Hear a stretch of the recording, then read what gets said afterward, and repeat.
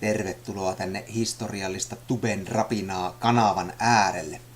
Tämänpäiväisessä videossa kysyn, että millainen on syklinen historian teoria? Voidaanko historiaa ylipäätään ymmärtää syklisesti? Ja jos voidaan, niin miten se muuttaa meidän käsitystä historiasta? Ja ehkä nykypäivästäkin.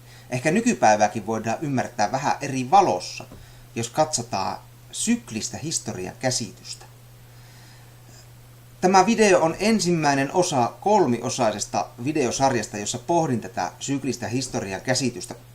Tässä ensimmäisellä videolla lähinnä käsittelin sitä, että mitä tämmöinen historian syklinen teoria voisi tarkoittaa, miten muut tutkijat ovat tätä asiaa pohtineet ja mitä ovat saaneet tämmöisestä teoriasta ylipäätänsä irti. Toisella videolla tarkastelee sitten enemmänkin tätä meidän länsimaista historiaa ja sen pitkää kaarta. Ja kolmannella videolla sitten pohdin enemmän, että voidaanko me ymmärtää meidän aikaamme tämmöisen teorian valossa jotenkin toisin tai kenties paremmin ja kenties jopa voidaanko päätellä jotain tulevista kulkusuunnista. Se on tietenkin täysin spekulatiivista, mutta aina on mielenkiintoista pohtia ja tämmöinen syklinen historian teoria antaa paljon pohdinnan aineksia niin nykypäivän kuin tulevaisuudenkin ymmärtämiselle. Se pitää nyt kuitenkin ensin sanoa ääneen, että tämmöinen syklinen historian teoriahan on hyvinkin poissa muodista. Sehän ei silti tarkoita, etteikö me ihan mielenkiinnon vuoksi voitaisiin pohtia, että miten tämmöinen syklinen teoria toimisi. Mutta tänä päivänä varsinkin länsimaissa ja varsinkin akateemisessa historiankirjoituksessa historia ymmärretään yleensä lineaarisesti, eli se kulkee pisteestä A pisteeseen B ja sillä sipuli. Vaikkapa nyt sieltä kivikaudelta luolamiesajoista historia kulkee vuosituhansien, kymmenien tuhansien vuosien ajan. Ihmiskunta kehittyy samalla ja lopulta kävelee kuun pinnalla. Historia nähdään etenevän tällä tavalla aika suoraviivaisesti. Ja syklinen historian teoria ymmärtääkin historian vähän toisin. Toki syklisessäkin historian teoriassa aikahan menee koko ajan tietenkin eteenpäin.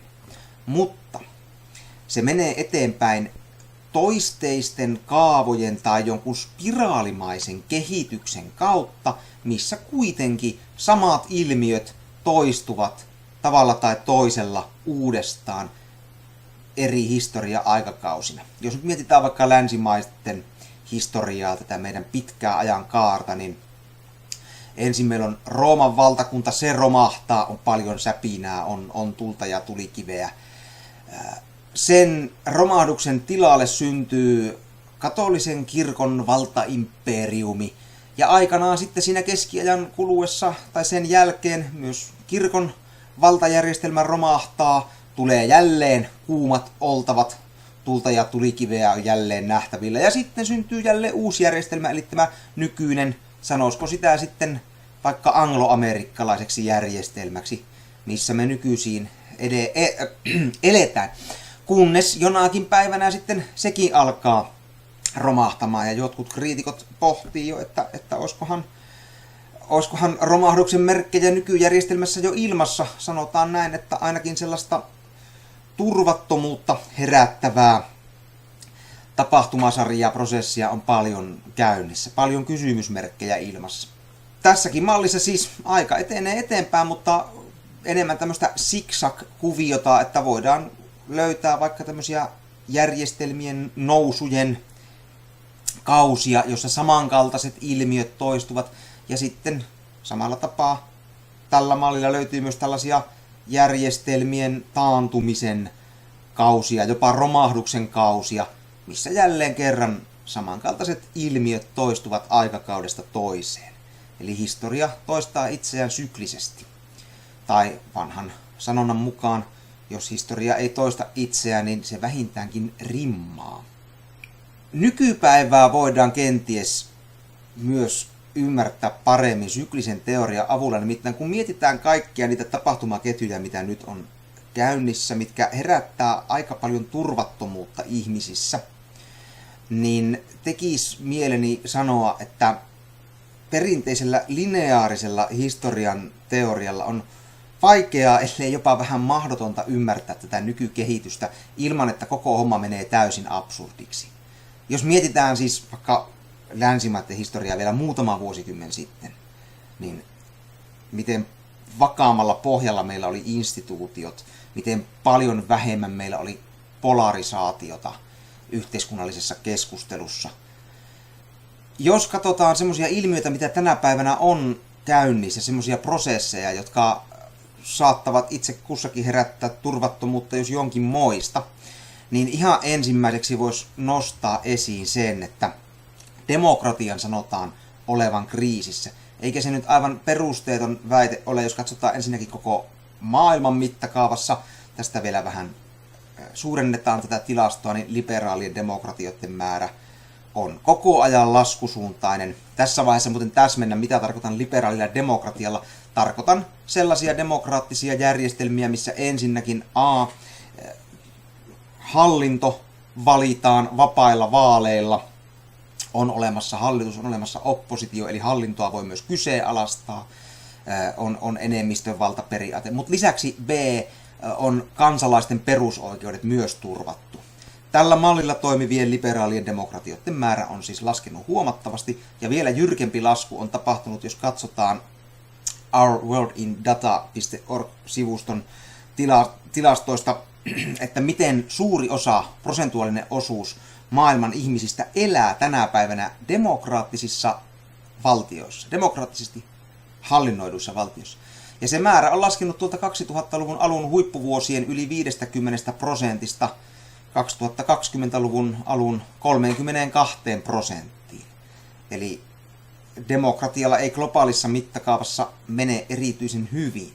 Ja niin kuin tässä ei olisi tarpeeksi, niin tänä päivänä tätä turvallisuustilannetta kolisuttelee myös monen sorttiset autoritaariset johtajat, jotka ovat nousseet valtaan perinteisesti demokraattisissa valtioissa. Niitä löytyy niin vasemmalta kuin oikealtakin poliittisen spektrin laidalta. Löytyy Trumpia USAsta. No, Putin tietenkin Venäjällä, se nyt ei ole perinteisesti demokraattinen valtio, mutta demokratiaa kohti oli jo astelemassa vielä joskus Jeltsinin aikoina. Tai ainakin pyrki sinne päin astelemaan. Viktor Orban Unkarissa. Mutta niin kuin sanottu, niin uhka demokratialle ei tule pelkästään länsimaiden ulkopuolelta tai Euroopan ulkopuolelta käsin, vaan ylipäätään länsimaissa ihmiset ovat menettäneet jollakin tapaa uskonsa demokratian ja demokraattisten instituutioiden toimintaan. Tässä nyt on yksi tilasto aiheeseen liittyen, missä on tarkasteltu, että miten suuri prosentuaalinen osuus ihmisistä, puhutaan siis länsimaisista valtioista, miten suuri prosentuaalinen osuus ihmisistä katsoo, että on välttämätöntä elää demokraattisessa valtiossa. Suomea tässä ei ole mainittu, mutta Ruotsi nyt ehkä semmoinen lähin vertailukohta. 1930-luvulla syntyneiden keskuudessa selkeästi ihmisten enemmistö on ollut sitä mieltä, että demokratiassa eläminen on aivan välttämätöntä. Mutta sitten kun tullaan 1980-luvulla syntyneiden kohdalle, niin se luku vähän valtiosta riippuen vaihtelee, mutta jokaisessa tutkitussa valtiossa niiden ihmisten prosentuaalinen osuus, joiden mielestä demokratiassa eläminen on välttämätöntä, niin niiden osuus laskee rajusti. Se ei tarkoita pelkästään sitä, että joku äärioikeistolaisuus tai autoritaarisuus on lisännyt kannatustaan. Toki sekin siellä näkyy, mutta lisäksi esimerkiksi tämmöinen usko teknokraattiseen hallintomuotoon on kasvanut. Eli esimerkiksi valtaa pitääkin virkamiehistö tai asiantuntijat demokraattisten toimielinten sijaan. Ja tällöinhän ei ole kyse niinkään mistään varsinaisesta ääriliikehdinnästä, vaan kyse voi olla jopa ihmisten reaktiosta ääriliikkeiden muodostamaan uhkaan. Mutta sekin on tietyllä tapaa sitten uhka demokratialle, jos lähdetään enemmän siirtymään tämmöistä teknokraattista virkamieskoneiston pyörittämää hallintotapaa kohti. Kun tähän yhtälöön sitten vielä ympätään Ukrainan sodat, jotka vavisuttaa Euroopan turvallisuuspoliittista kenttää ja kaikki puhe uhkaavista ympäristökatastrofeista, ja siihen päälle kun huomioidaan vielä, miten hyvinvointivaltiota puretaan niin Suomessa kuin muuallakin, ja lisäksi keskiluokka heikentyy, keskiluokkaan kuuluvien ihmisten määrä pienenee ja keskiluokan tulotaso samaan aikaan, tai ostovoima samaan aikaan myös heikkenee ja on heikentynyt varsinkin länsimaissa, niin ei ole ihme, jos pikkusen alkaa jotenkin puntit tutista ja tuntua siltä, että jotenkin käsittämättömiä kehityssuuntia on käynnissä. Mutta sen sijaan, että aletaan panikoida ja vajotaan johonkin turvattomuuden alhoon, niin syklinen historian käsitys voi tarjota ehkä keinoja jotenkin ymmärtää kaikkia näitä kehityssuuntia paremmin, kun huomataan, että ei tässä suinkaan ensimmäistä kertaa historiassa olla sellaisessa tilanteessa, missä jotenkin alkaa järjestelmän rakenteet pikkusen heilumaan. Niin kuin sanottu, niin erityisen muodikasta tämmöinen historian syklinen teoria ja sen käyttäminen ei tänä päivänä missään tapauksessa ole, mutta se ei tarkoita sitä, etteikö merkittäviä tutkijoita olisi ollut ja olisi edelleenkin, jotka kuitenkin jollakin tapaa tämmöisen syklisen mallin pohjalta historiaa tarkastelevat.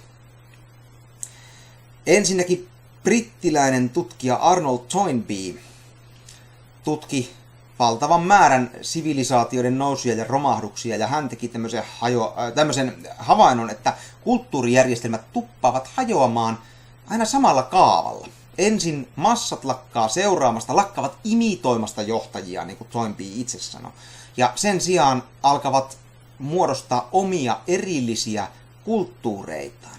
Tämä Toynbeen mukaan johtuu usein siitä, että kun instituutioista tulee riittävän vahvoja, niin johtajien keskuudessa rupeaa näkymään sitten enemmän korruptiota tai ainakin sellaista niin sanotun tavallisen kansan todellisuudesta irtaantumista, mihin sitten taas suuret massat reagoivat negatiivisesti. Eli katsovat, että näitä johtajia ei kannata enää seurata, tätä yläluokkaa ei kannata enää imitoida. Ja sen sijaan rupeavat synnyttämään omia yhteiskunnan sisäisiä ikään kuin kulttuureita kulttuureiden sisälle. Ja näin rupeaa tapahtumaan yhteiskunnan jakautumista, yhteiskunnan disintegroitumista. Toynbee tuo esiin, että tämmöistä disintegroitumista tapahtuu hajoamisvaiheissa muun muassa tulonjaollisesti, eli tuloerot tuppaavat kasvamaan rikkaiden ja köyhien välillä, mutta myös ihan fyysisesti ja maantieteellisesti.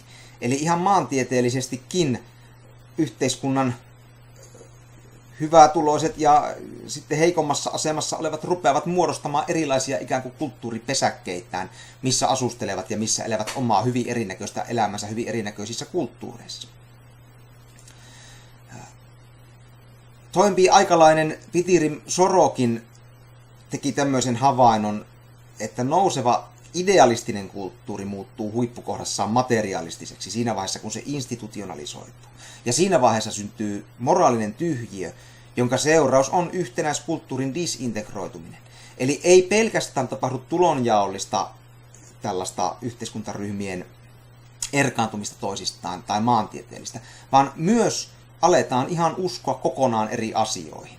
Ja Sorokinin ajatukset on tietenkin tämän päivän kannalta siinä mielessä hirveän mielenkiintoisia, jos pohditaan tällaista maailmankuvan tai uskomusjärjestelmän disintegroitumista, niin mitäs meillä on tänä päivänä länsimaissa käynnissä, kun puhutaan totuuden jälkeisestä ajasta, niin juuri sitä, että enää ei ole yhtä yhteistä totuutta, jonka kaikki allekirjoittaa, vaan eri yhteiskuntaryhmät on ruvenneet jakaantumaan erilaisiin todellisuuksiin uskoviksi erillisiksi kulttuureiksi. Sorokin on muuten siitä mielenkiintoinen hahmo, että hän on Suomen sukuisen kansan jäsen, hän on komikansan, tai oli komikansan edustaja, ja kun tsaarin valta Venäjällä romahti ja kommunistit nousivat valtaan, niin Sorokin joutui sitten pakenemaan maasta. Hän oli joutua kommunistien vainon kohteeksi ja muutti sitten Yhdysvaltoihin, missä sitten toimi niin historiassa kuin yhteiskuntatieteissäkin merkittävänä edelläkävijänä ja tieteiden kentän uudistajana ja oli myös hyvin jyrkän kommunistivastainen ja kiinnostavaa tietenkin pohtia, että kun hänellä tuollainen tausta on, että hän näki tämän tsaarin Venäjän romahduksen että miten paljon nämä hänen omat kokemukset sitten vaikuttivat siihen, että hän oli hirvittävän kiinnostunut tutkimaan syitä sille, miksi järjestelmät nousee ja miksi ne romahtaa. No nämä on vanhemman ajan tutkijoita nämä herrat, mutta tänä päivänäkin löytyy tutkijoita, hyvinkin merkittäviä tutkijoita, jotka tarkastelee historiaa syklisestä näkökulmasta. Daron Acemoglu ja sitten Jason Robinson, he voittivat Nobelin palkinnon tässä hiljattain, taloustieteiden Nobel-palkinnon.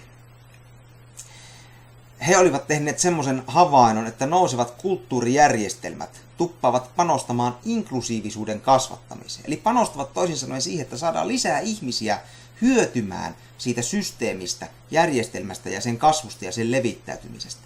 Ja sitten taas kun kulttuurijärjestelmät romahtaa, niin niissä käy päinvastoin, inklusiivisuus vähenee. Eli ihmisiä työnnetäänkin ulos sieltä järjestelmän sisältä. Yhä pienempi ja pienempi ryhmä ihmisiä tulee kuulluksi, yhä pienempi ja pienempi ryhmä ihmisiä pääsee käyttämään valtaa tai hyötymään siitä järjestelmästä. Sen sijaan järjestelmä muuttuu ekstraktiiviseksi, mikä tarkoittaa käytännössä sitä, että ihmisiä kohdellaan niin kuin he olisivat resurssi valtaa pitäville. Ihmisiä kohdellaan ikään kuin hyödykkeinä.